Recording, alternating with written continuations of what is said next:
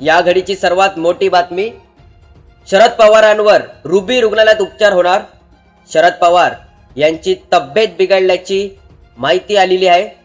या घडीची सर्वात मोठी बातमी, तब्येत बिघडल्यानं शरद पवारांना रुबी रुग्णालयात आणलेलं आहे.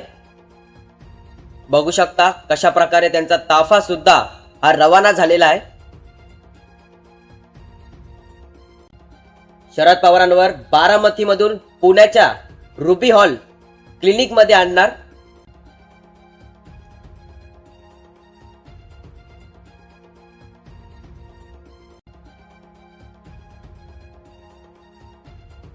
शरद पवार यांची तब्येत बिघडल्याची माहिती समोर येत आहे.